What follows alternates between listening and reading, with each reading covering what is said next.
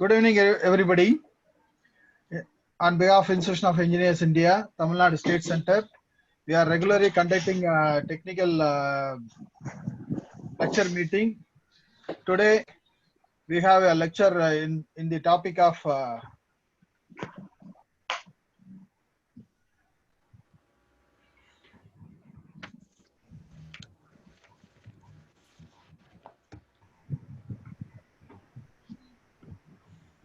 Yes.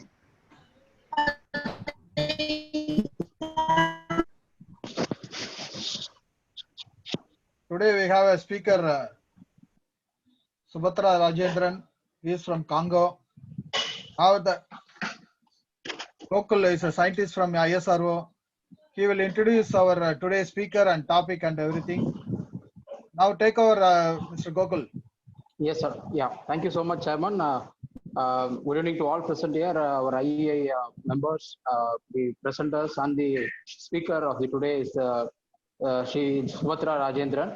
So we are so happy that this is again the chemical engineering, the forum field people is being giving a session on the it's an insight of design of oil and gas field. To say about our speaker of today. She's a competent and versatile process engineer, chemical with over 17 years of experience in oil and gas process design engineering. Graduated in chemical engineering and polymer science background. Started as a career in scientist engineer at ISRO Sriharikota. Worked on the GSLV Mark III projects in design of solid propellant unit design. However, more attracted towards energy industry and indulged myself into the design of oil and gas projects. Over the past year, she has successfully executed various oil and gas projects like design of drilling rig, offshore wellheads, and onshore and offshore topside design. It's many more like the oriented with the design field. She also worked in various the external countries of our country like Southeast Asia, which includes Malaysia, Singapore, Indonesia, Thailand, and Middle East of Dubai, Sharjah, and Oman, and Europe, Netherlands, Italy, and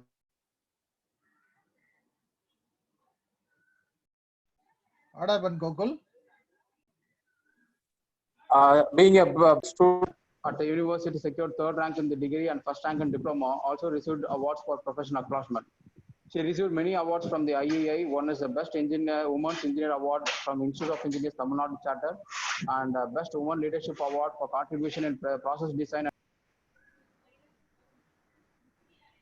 Also received a Best Women Engineers Award 34th Indian Engineering Congress, Telangana Center, Hyderabad, and Working Woman Achiever Award 2020 by Trendsetter of Urni Foundation. She also a founder and treasurer of Varun Aditya Foundation, which aids in water resource and management in helps poor and needy, and member of United Online of volunteering program for women's empowerment. Such a versatile professionals and the profile. So we welcome our speaker of the day, Ms. SUBATHRA Rajendran, for the session. Thank you so much for being in the session of webinar IEI Tamil Nadu State Chapter. Yeah, you can go ahead, I think. Yeah. Thank you, Gokul, for introducing me. First of all, I would like to thank Mr. Ramadas, Chairman, IEI Tamil Nadu Center, for giving me this opportunity. And thank you, Gokul, for introducing me to this forum and all the organizing team members of this webinar. It's really an appreciable and great initiative you guys are doing. Almost every day arranging an online webinar during this lockdown scenario is a nightmare, but successfully you guys are executing in a very nice and efficient way. Kudos for your efforts to the team, and thank you so much for giving me this opportunity. These online webinars not only keeping us physically engaged and giving us technical enlightenment in various engineering disciplines in every day during this lockdown period. Thank you so much. Let's go into the session.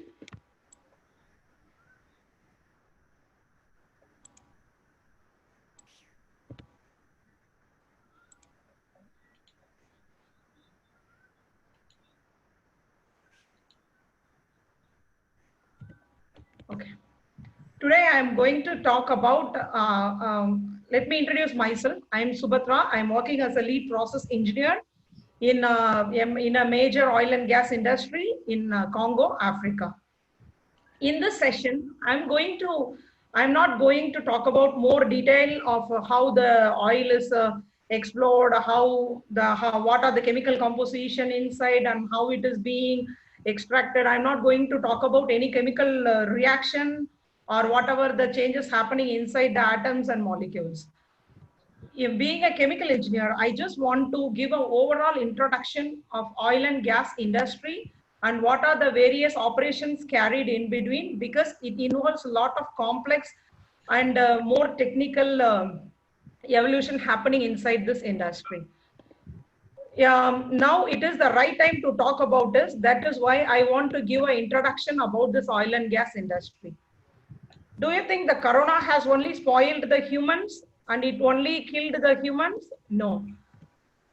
Even the corona has a major impact on one of the major energy producing sector. Yes, the oil and gas industry. I can say it almost killed the industry, because I could share, this is the oilometer, like the worldometer. The oil price keeps changing since start of 2020, and it has hit the lowest price of the last 2 decades.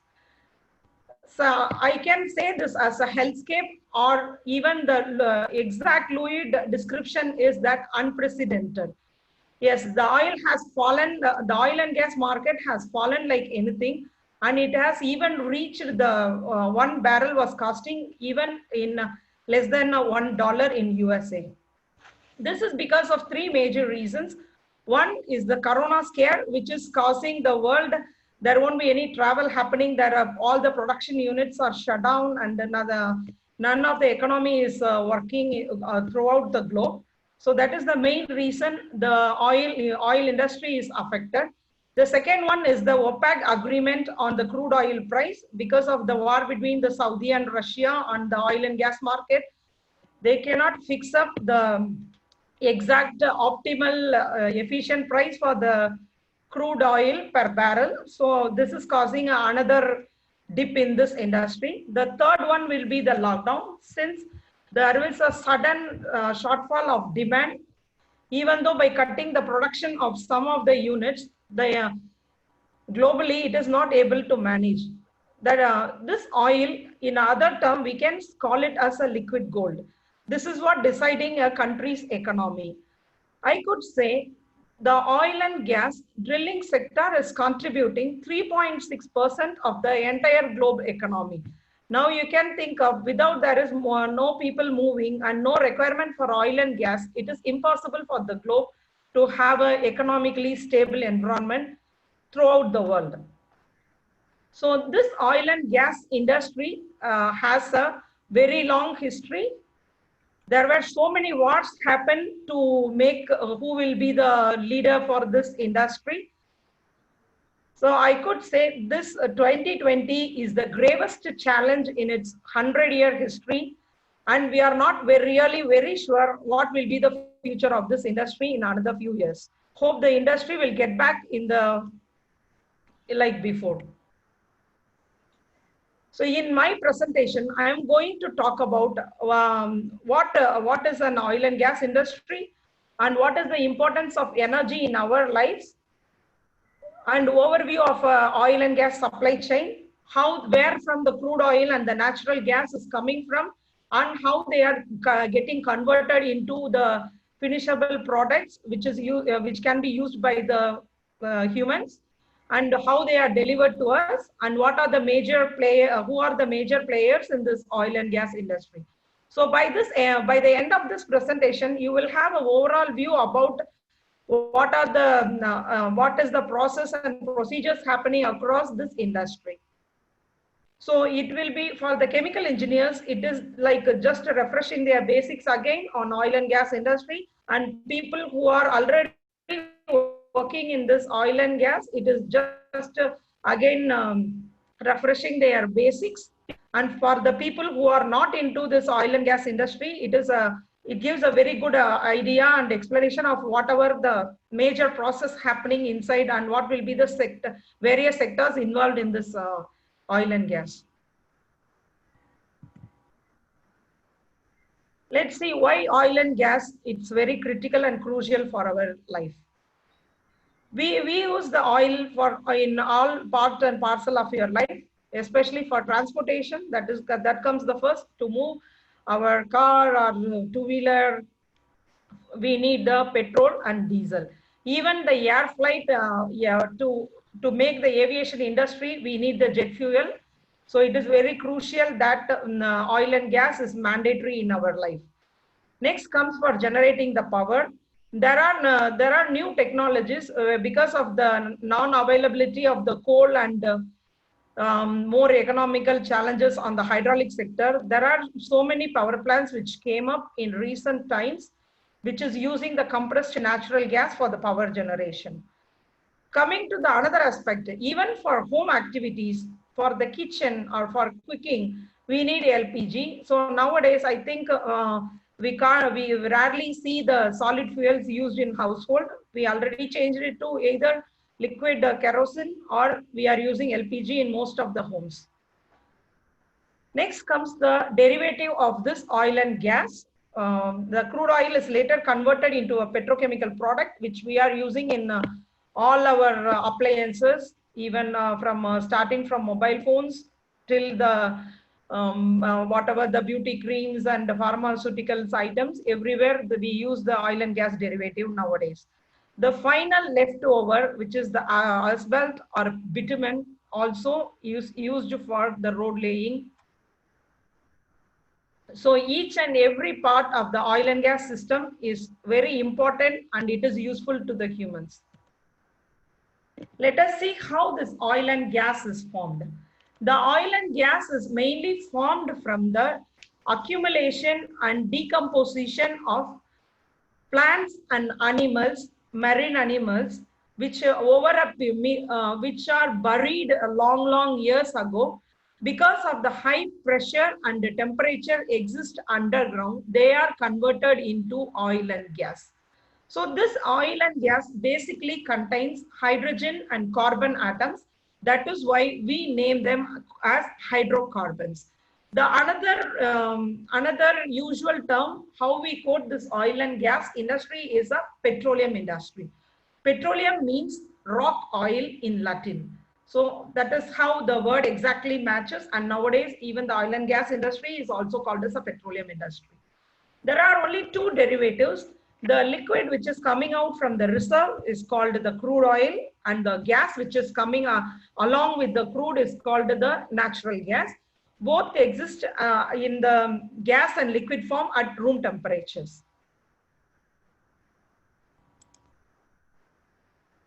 Let us see a quick look into the oil and gas yearly history.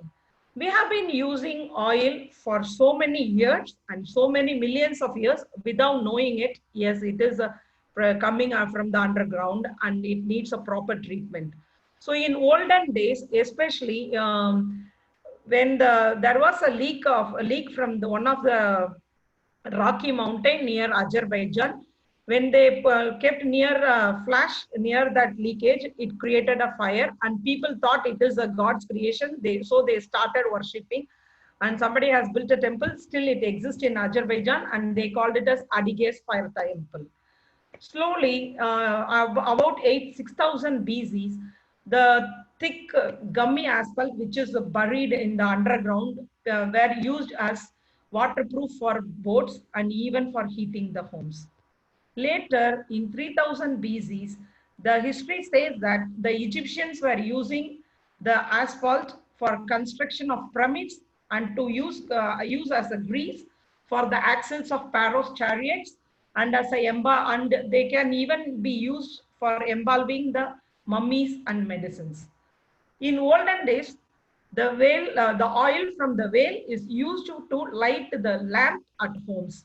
Because of the scarcity, the humans are in a position to find an alternate resource which is used for lighting the homes. That is how the emergence of oil and gas industry came.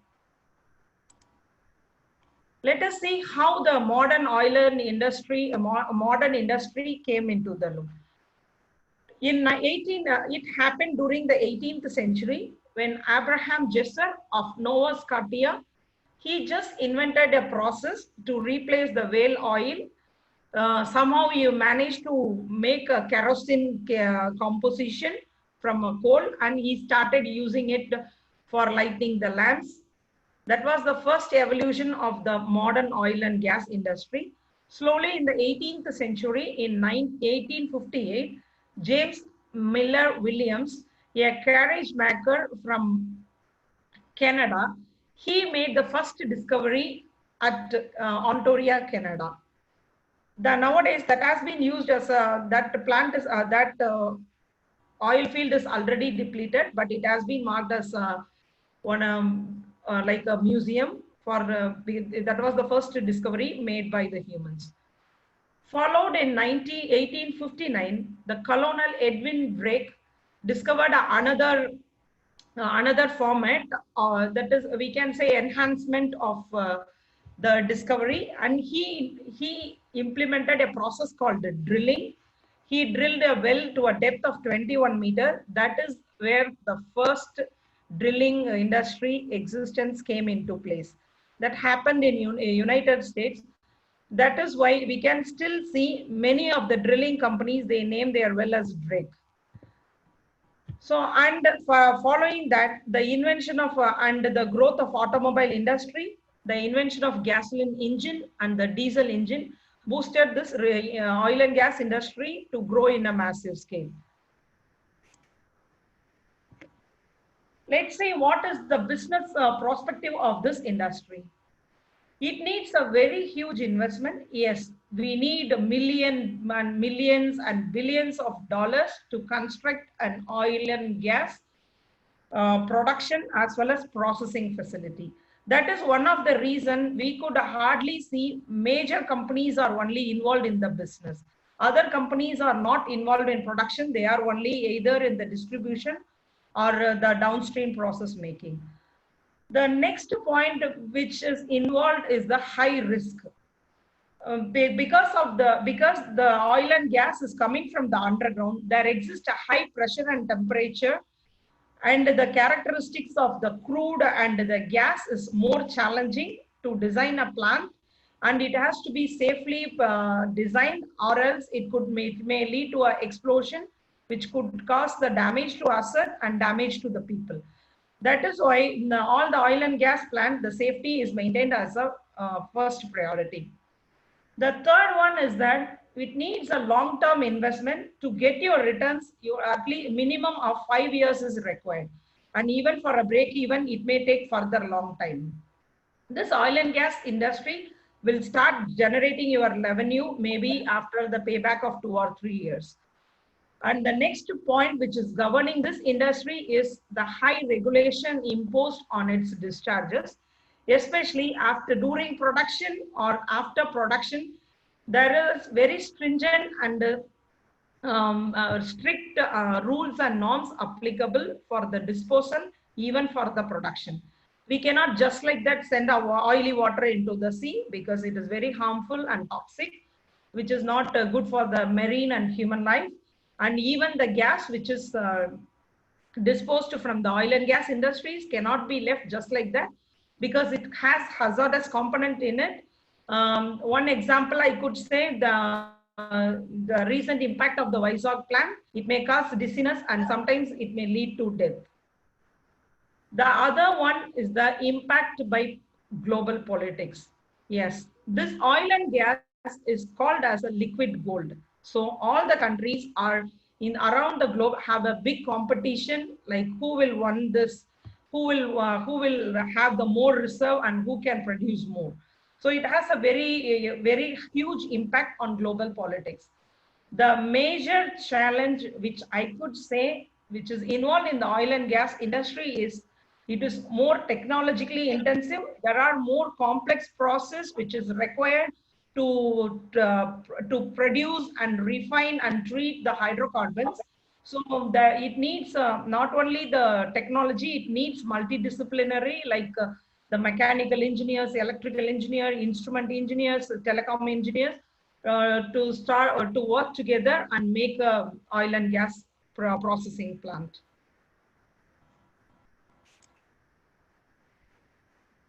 Okay.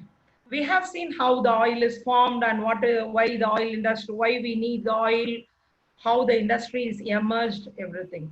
Now coming closer into this sector, this oil and gas industries are separated on three segments based on the kind of asset they hold, or the business they do, or the functional area they could make. So they are divided into upstream, as the name itself says, that is the first step in oil and gas industry. Then comes the midstream and the downstream. So basically, this upstream is mainly for finding the oil. As you could see, there are pump jacks and drilling platforms shown. And the midstream is mainly for the transport and storage. And the downstream is used for the product preparation and sending it to the customer's place. So in the forthcoming slides, we will look in detail how each industry emerges and what are their functions, what are the major companies, and what are their shares in this in the oil and gas business.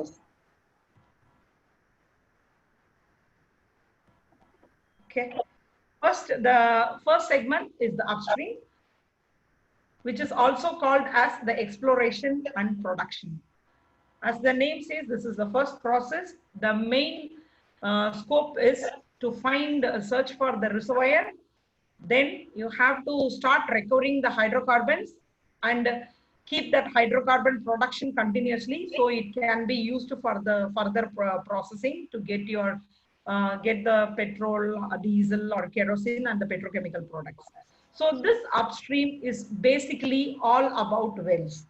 Now, well means it is similar to our water bore well, but these wells in the oil and gas industry run for a higher, it may be deeper and run for a longer depth. This well can be either an oil well or it can be a gas well, depends on the reserve available in the surface or subsurface. Let us see what are the upstream oil and gas life cycle. This slide shows what are the steps which is carried out in the upstream oil and gas cycle. The first one is to get the license. Usually this licensing comes from the government because all the country owns the resource, but they don't have the enough resource to make that asset into a production unit. So there are major companies which are working for it in the process of producing the oil and gas. So usually the government makes the agreement with those companies and they started to have a contract which is used for delivering the lightest, safest and smallest optimal footprint the exploration. Once the contract is signed between the government and the company, the company will go to the explore the field to search for the oil and gas deposits, where we call them as reservoir.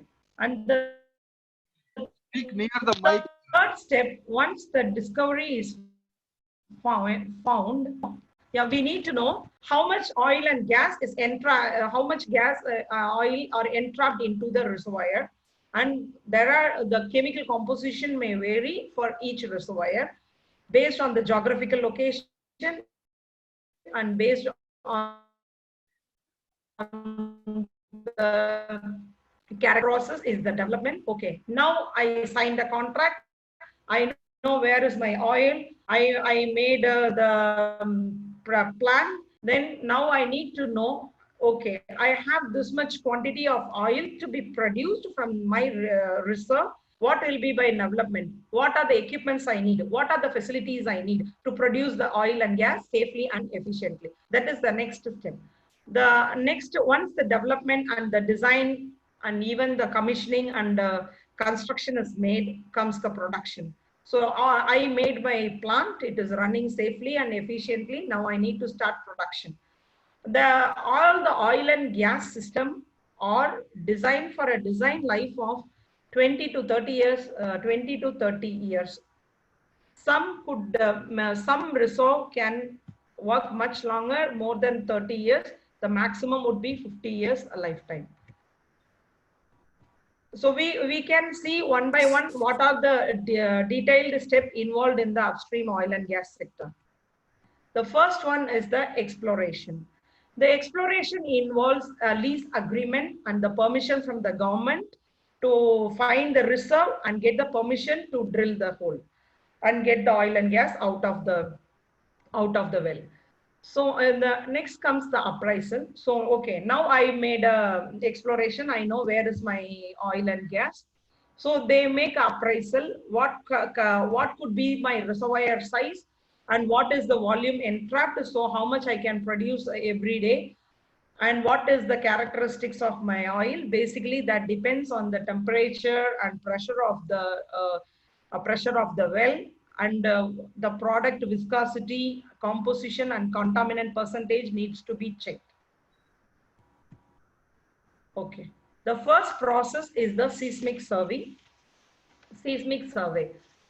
The seismic survey is the primary tool of exploration. It is carried out. Now I made an agreement with the government. So now I need to see. It is similar to our drilling a water bore. We have to find where is the oil available. So this is mainly the scope of geophysicists and geological engineers. They go and check each and every geographical locations where there is a reserve of oil and gas. How they used to do is, they go to a place and send a shock or seismic wave on the surface and check for the reflection of the waves. With that, they will know whether there is oil and gas exist in the area. Then after getting the results, they club together and make a data acquisition in the form of a graphical representation. They analyze the data and create a 2D seismic graph. Once the 2D seismic image is ready, it will go to the reservoir engineer, because the data is very raw and it is in unprocessed form. So they have to do a further sophisticated analysis to make an exploration plan, whether it is really the oil exists in that area and what is the investment required, how much oil we can get it, how long we can make the reserve, how long the reserve will be available, and what are the process we need to do. How much is the contaminant and everything, the reservoir engineer will check and create a further modeling. The last step is, okay, now I have all my seismic and reservoir details ready. The next comes the drilling. Drilling means to drill a hole into the land or in the water. Here I missed to say there are two types of oil and gas processing industry. One onshore, the other one is the offshore. As the name suggests, that onshore means it is on the surface of the earth. So if I want to make a oil and gas field on the land, I will do it on the shore. The other one, there are some during the recent times, it is found that more oil and gas reserves are available under the sea, which are in which are underground in million quantities and under the miles of water. So we started implementing the offshore units also, so that we can produce more oil and gas to meet the demand of the global demand. Some wells, they can be drilled less than 100 feet deep, and that can be vertical, and some wells are even to 20,000 feet, and they may run very deep, and some are very horizontal. On the right, there is a typical example of a drilling rig. The one which is used for drilling, we call it as a bit. As we know, it is similar to the water drilling process. The other one, the one which is holding the drilling bit, is called the drill collar, which is hanging on a drill string. All these items are enclosed inside a casing, which is drilled first. Then there are some electrical generators. once you start drilling, you started getting the sand and mud first. So they will start those things will be stored back on here. And then once the hole is drilled, we insert a blowout preventer. And finally, once the drilling is complete, they complete the well by putting a closing. So here is another graph, another picture which is showing the type of rigs which is used for drilling. As the name suggests, jackup rig means it is not very well connected. It is well connected to the seabed. So once during the drilling, it is more stable. And the another one is the semi-submersible rig, which is halfway floating and has a support at the bottom. The third one is a drill ship, which is moored on the sides and which does not have any structure to support at the bottom.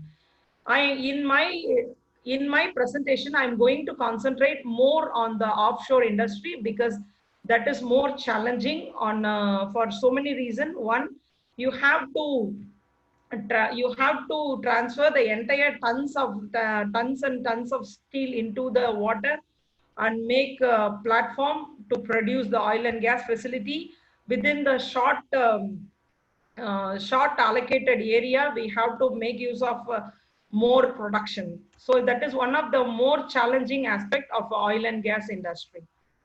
That is why I'm focusing more on offshore rather than onshore. So yeah, I just want to show the deep drilling. The drilling may happen at different levels of seabed. Some we call it a shallow bed, some medium seabed height. The other one is deep drilling, which is around like 200, 300 feet of water below the sea level. Let's watch how the deep drilling operation is taking place in one of the offshore units.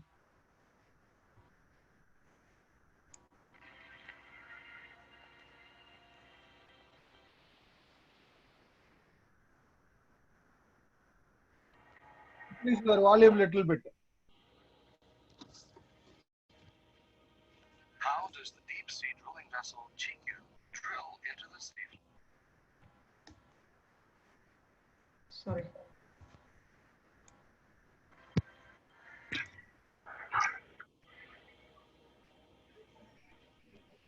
How does the deep sea drilling vessel CONGO drill into the sea floor?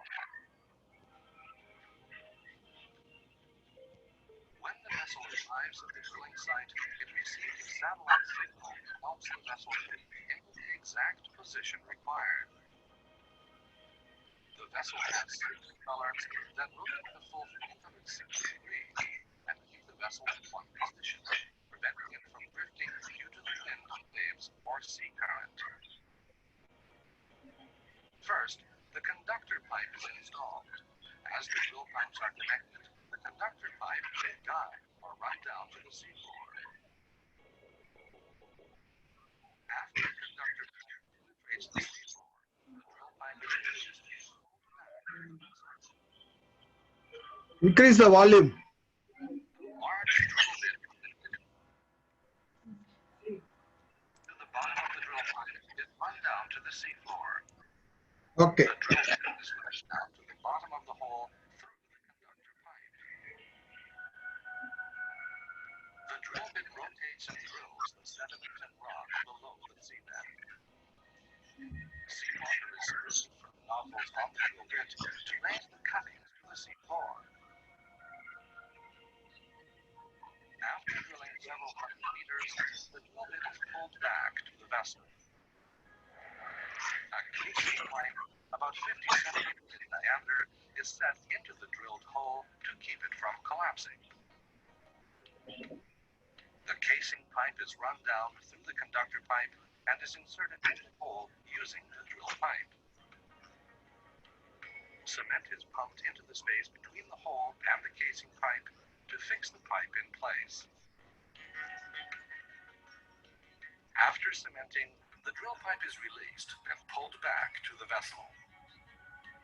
The CONGO is equipped with the riser system in order to drill into the earth even deeper. As the riser pipes are added one after another, the blowout preventer is run down to the seafloor.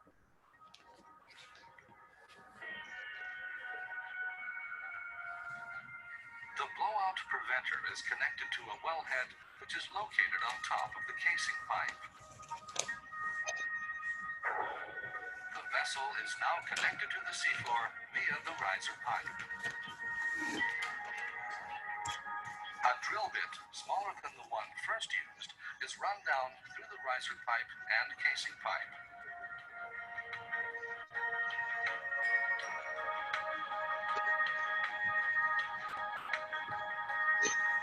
The drilling begins. Once the riser pipe has been connected, drilling mud is used instead of seawater. When the target depth is reached, the drill bit is pulled back to the vessel. To drill the hole even deeper, a narrower casing pipe is set in to protect the drilled hole. After the casing pipe has been installed, cement is pumped into the space between the hole and the casing pipe to fix the pipe in place. Again, an even smaller drill bit is run down through the riser pipe and casing pipe, and the drilling continues. Repeating this process, the GQ will drill through the ocean crust to collect fresh, live mantle. This is something that has never been done before.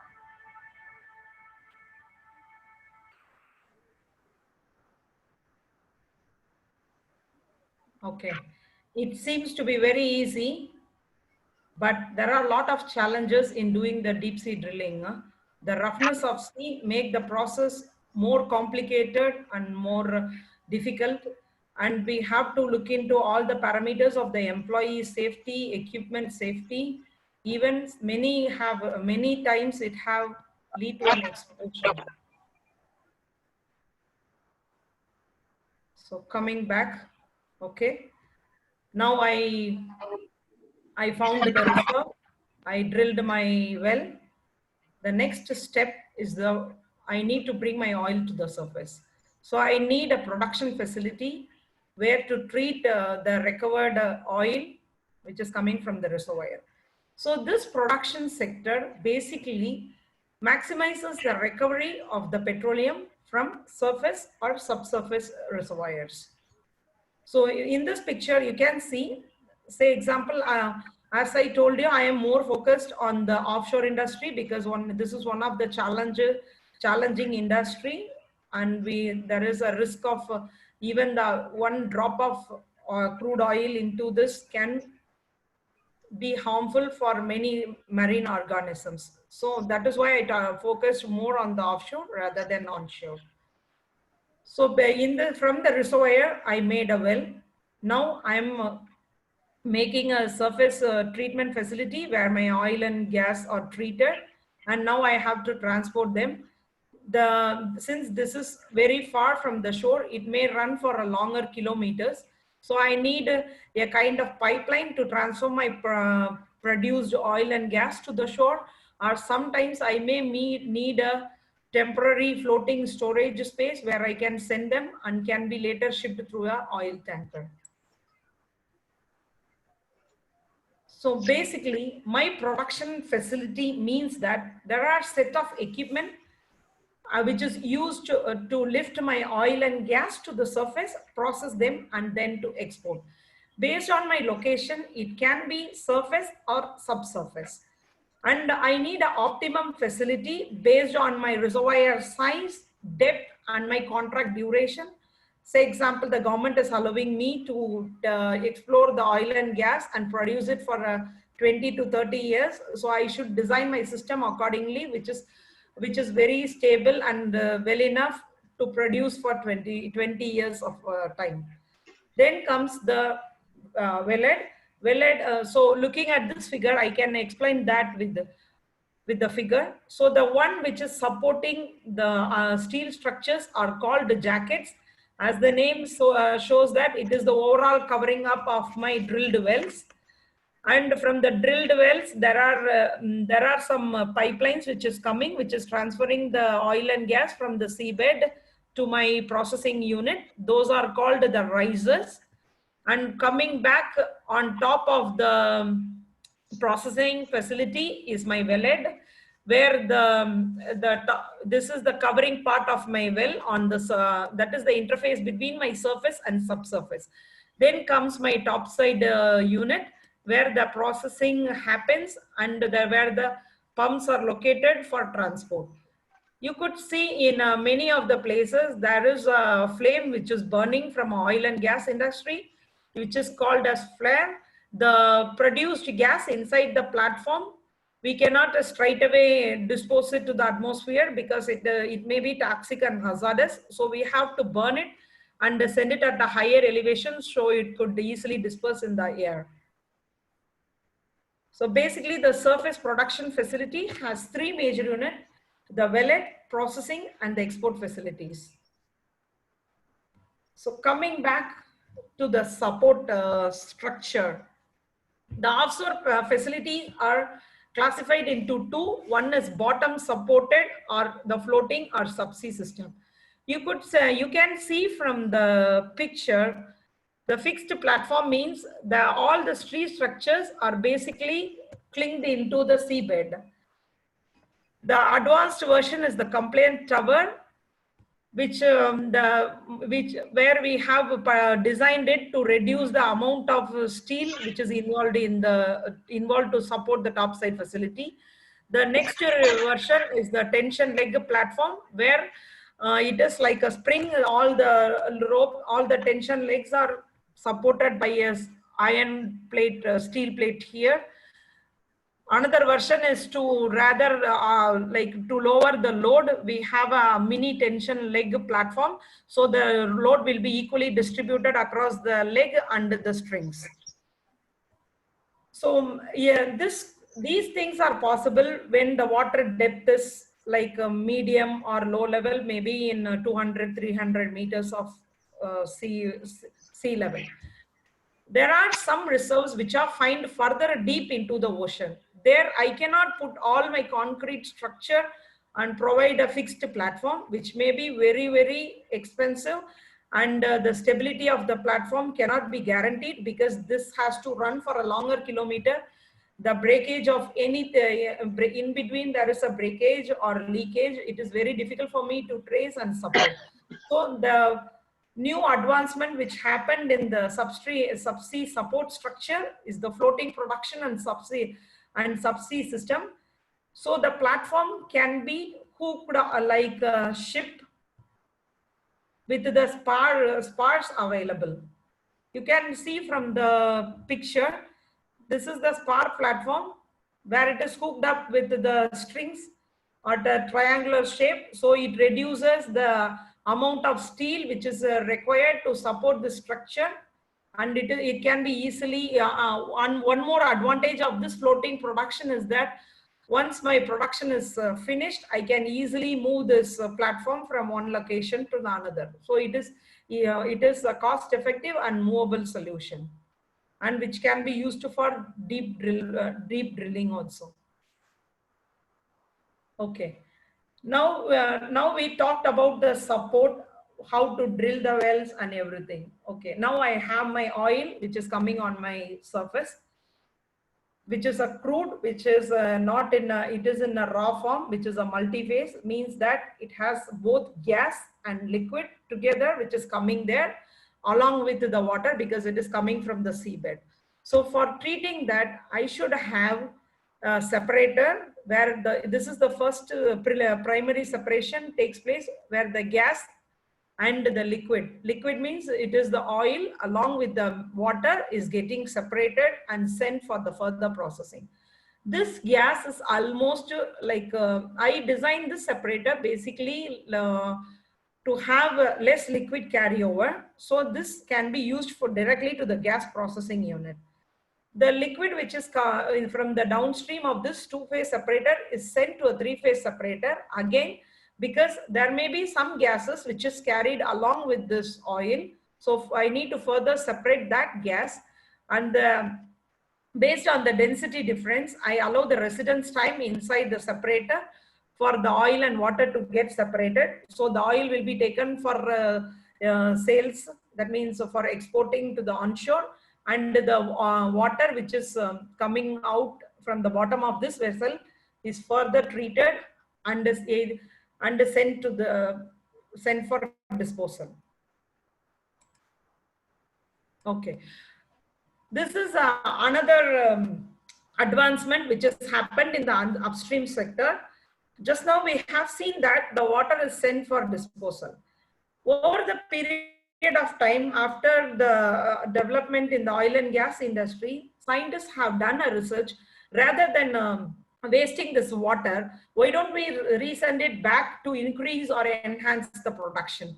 It gave a good result. So nowadays there are so many enhancement operations which is taking place, because over a period of time where the reservoir flow will start decreasing. In that time they will go for an enhancement option of sending water back into the well to enhance, to lift the lower molecular weight oil and gas to come out of the surface.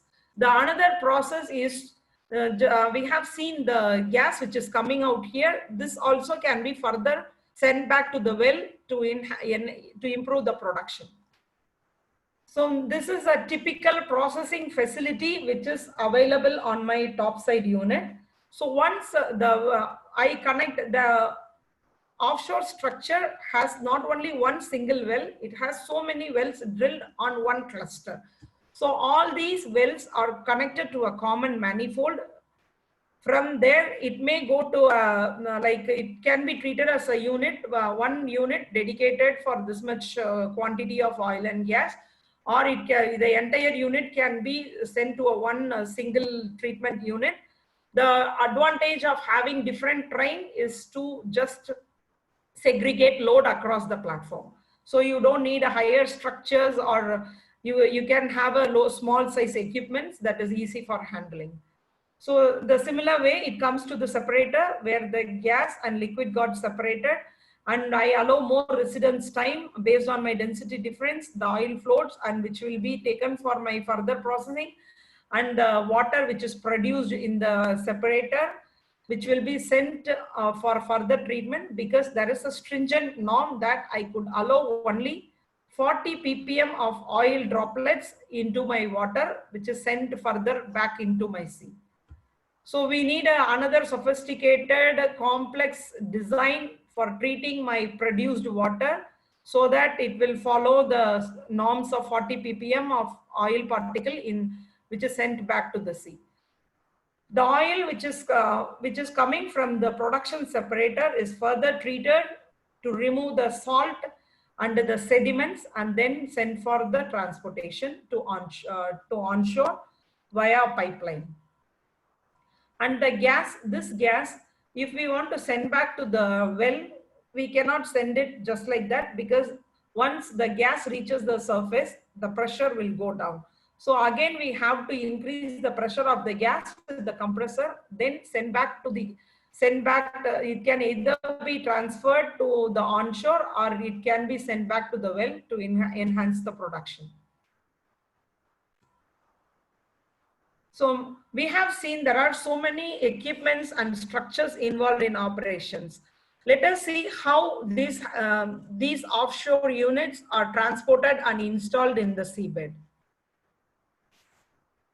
You will see jacket installation, tank and accessories installation.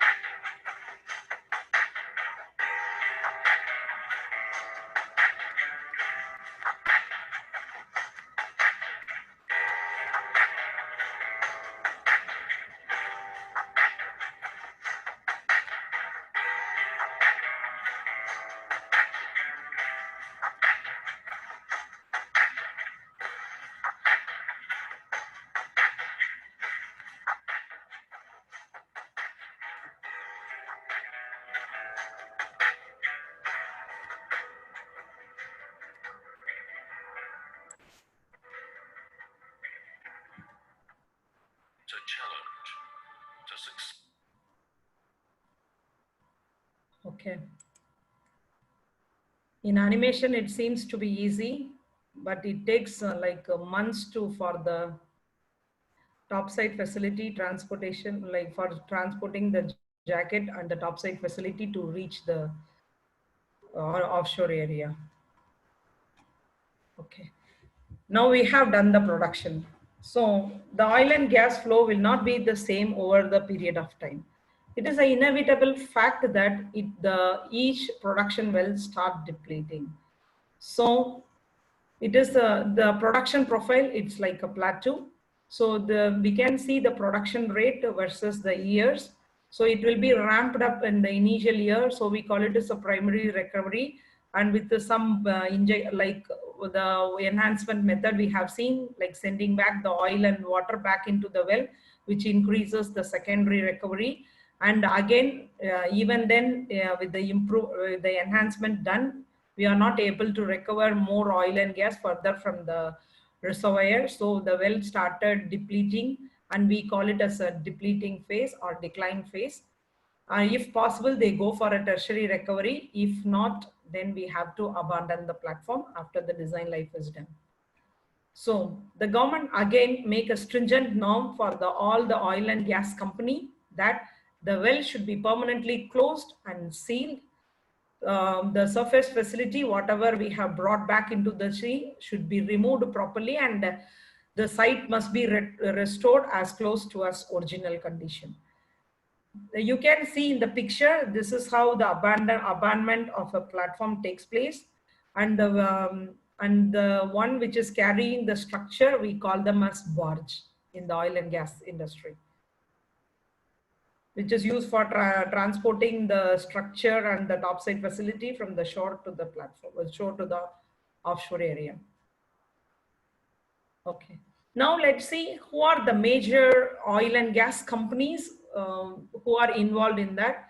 Many of us would have noticed there are so many petrol pumps, petrol stations with the name of ExxonMobil, Total, Chevron, Shell, BP and ENI.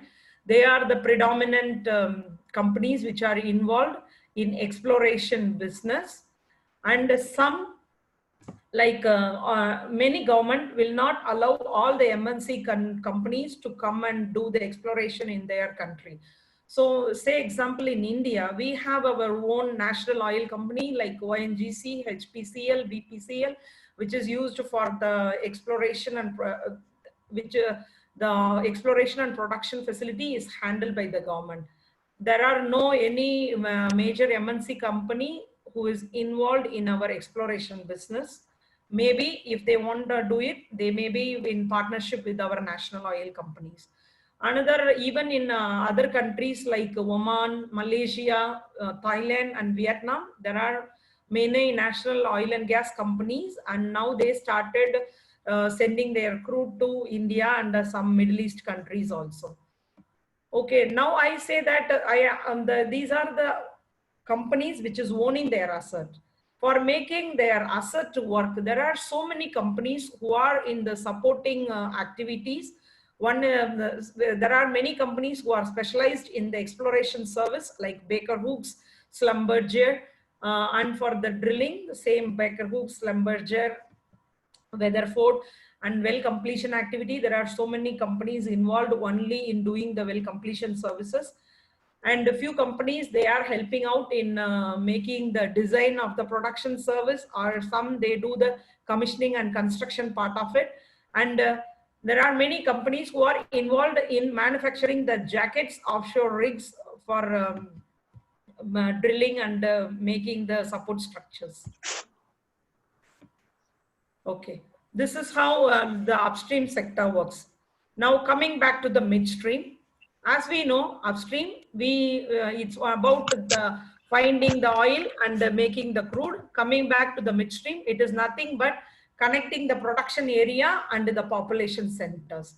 So the name itself says that it is like the stomach in our body, where we have to accept the food and make the process, get the energy and transport the necessary stuffs to gain energy. So the process which is involved is the field processing, where the oil and the crude oil or the gas coming from the offshore is measured. And here also we have a separation facility. Sometimes all the offshore unit will not have a separator. They have only a wellhead which send all the multi-phase liquid into the onshore. There we treat and separate the oil, gas and water, and then remove the impurities, and then we temporarily store them in a complex transportation, temporarily store them and send it them through the complex transportation or transmission or distribution means. There is still a debate that the fractionation plant can be included in the midstream or it is under the downstream. The NGLs are not like LNGs. This is a natural gas liquid which is coming along with which is the associated liquid which is coming from the oil wells, sorry, gas wells. Okay, the asset of the midstream or the field gathering, processing plants and transmission pipelines. So the transportation asset means the oil can be either transferred through ship by marine vessels, or it can be sent via trucks by road or by rails, or it can be stored in a very big storage tanks and later can be shipped or transferred for the further processing. Okay, this midstream sector can be separated into oil and gas. Even in the oil, the transportation of oil for onshore and offshore is little complex and different. For the onshore, since it is on the land, we can, in olden days, we were using the wooden barrels where the crude oil is stored and will be transported via truck or train. But nowadays, since the oil and gas industry became like expanded massively, we cannot store them in barrels and send them across, because one barrel is approximately 159 liters. So we started building pipelines which may run from interstate, from one state to another. Nowadays, even the pipeline can run from one country to another. This is how the onshore oil transportation takes place. And coming back to the offshore, if I want to lay a pipeline for such a long kilometer, it is economically not feasible, and the volume produced in the offshore unit is not very high like my onshore. So I don't need any sophisticated facility to transfer my crude which is coming from the platform to the onshore. So they started using the production floating production unit, where they produce and store it. If required on the like they define the frequency, they make the storage vessel for storing the entire production for a week or a month. So the oil tanker will come and offload from the production storage facility in the tanker and later shipped to the onshore. So we call them as floating production and storage offloading. Coming back to the gas transportation.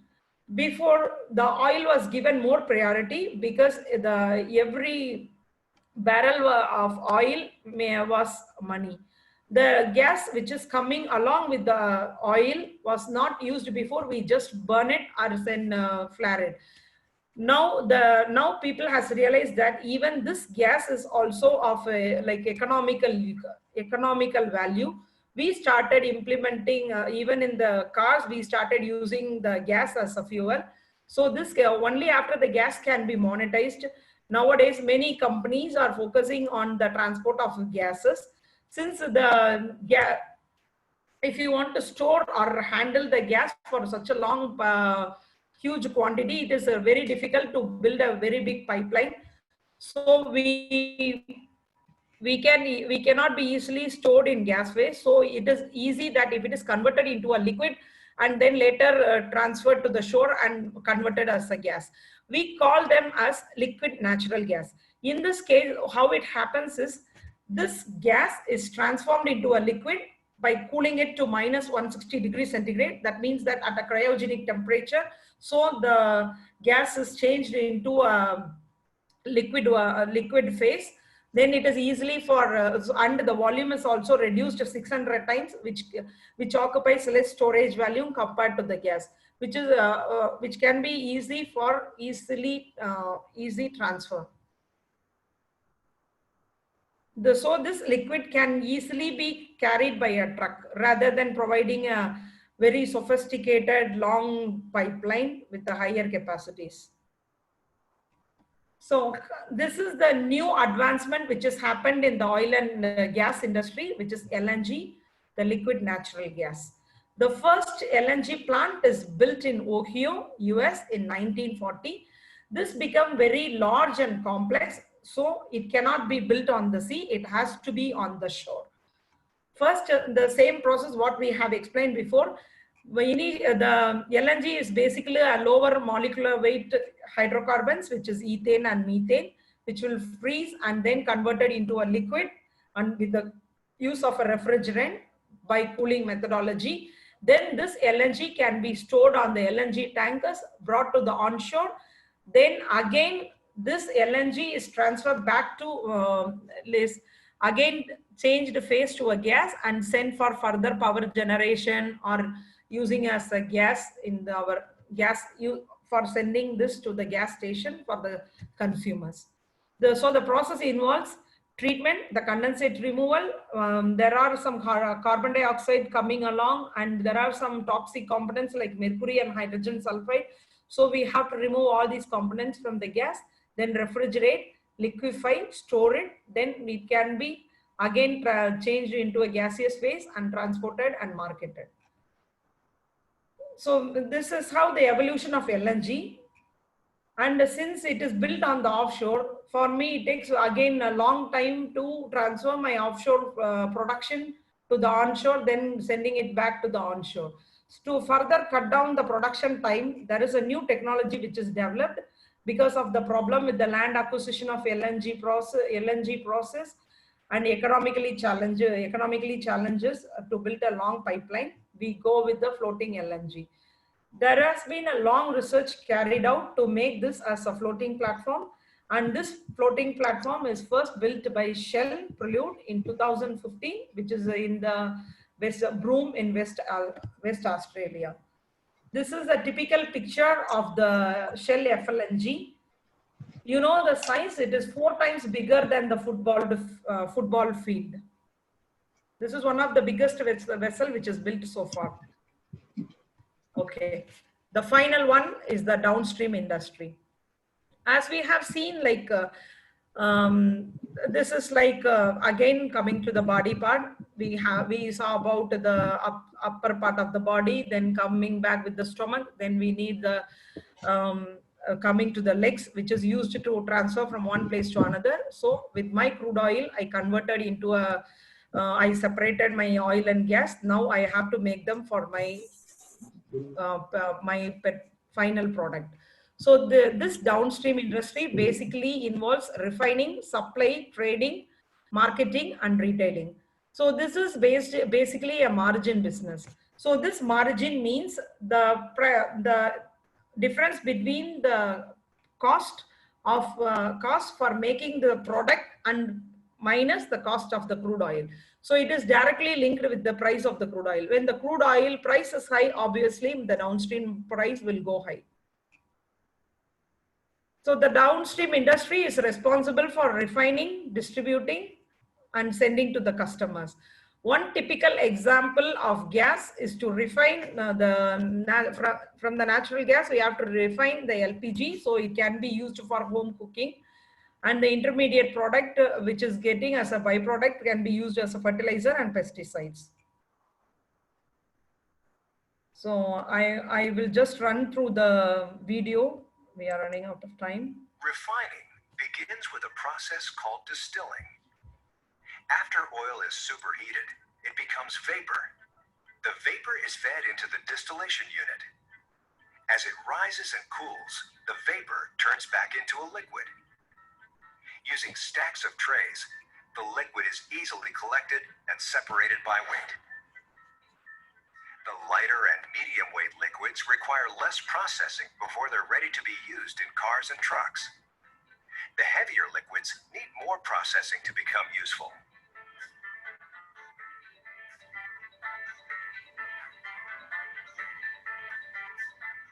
A process called cracking is used to maximize the usefulness of heavy oil.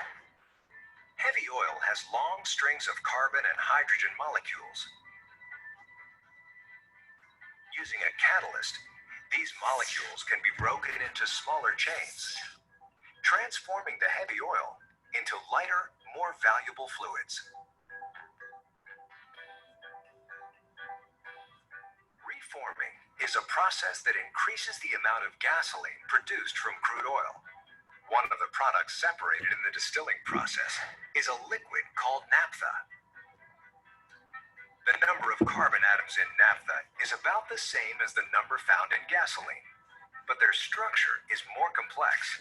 Reforming rearranges the naphtha molecule, turning it into a usable gasoline-like molecule.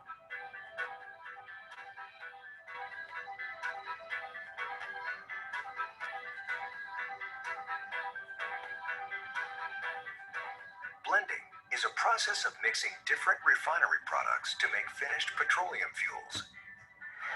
Gasoline, for example, is blended to achieve octane standards, creating the grades of gasoline you see at the pump: regular, mid-grade, and premium, that are necessary to meet the needs of specific engine types.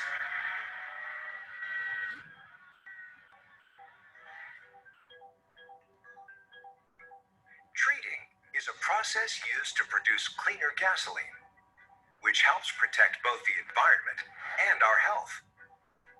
Gasoline molecules contain impurities like sulfur that can be removed. When the molecules are heated and come in contact with a special catalyst, a chemical reaction occurs that strips the sulfur away. These sulfur compounds are used as fertilizers and in pharmaceuticals. Nothing goes to waste in a refinery.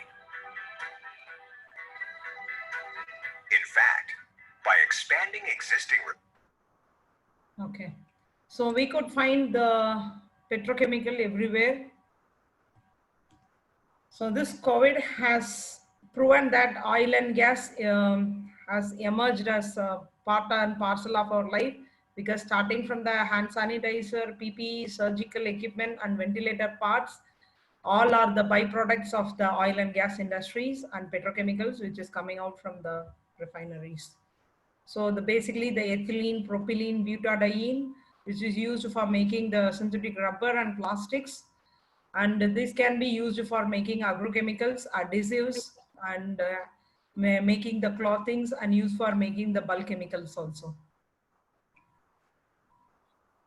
This we have seen in the video. Finally comes the marketing.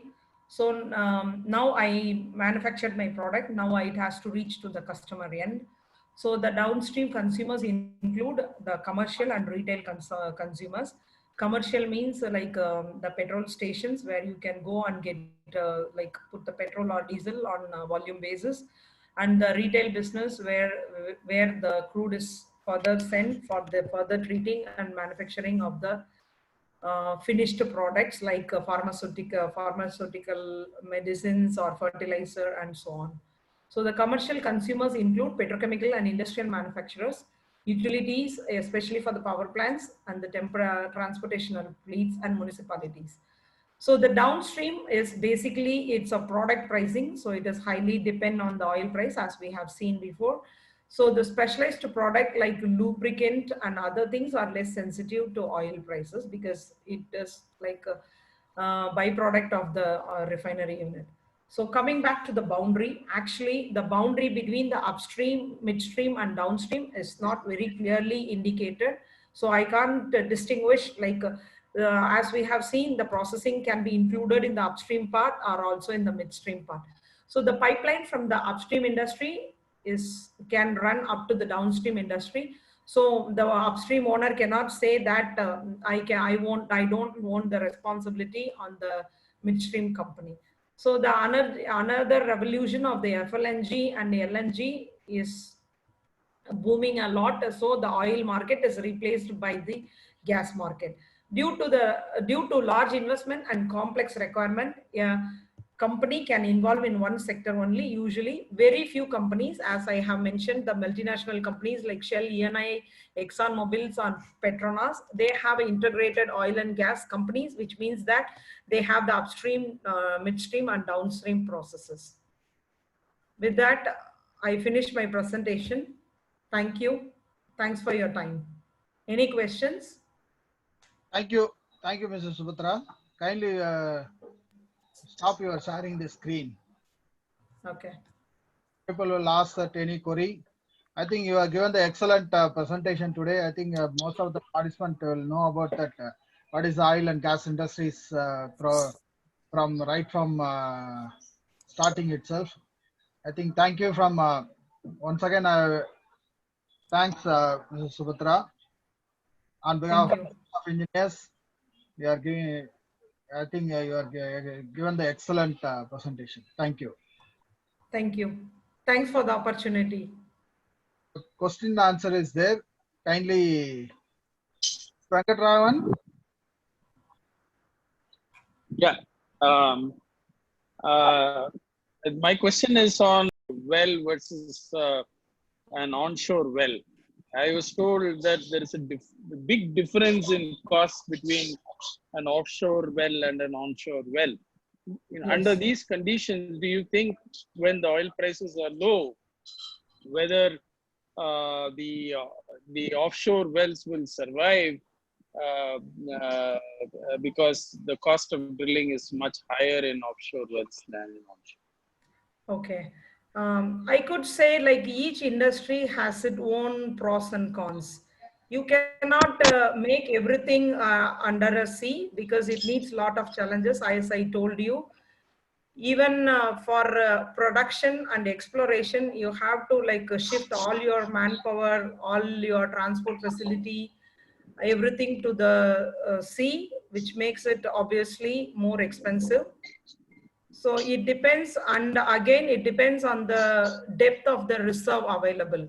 Rather than drilling so long on my land, if I have to drill at least a few meters, if I'm able to produce a huge quantity of oil and gas, it is better to do it in offshore.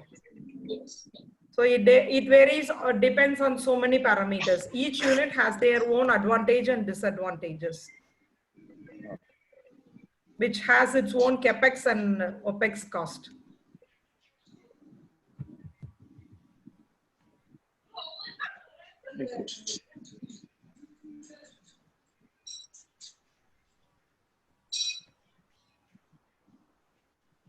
Any other questions?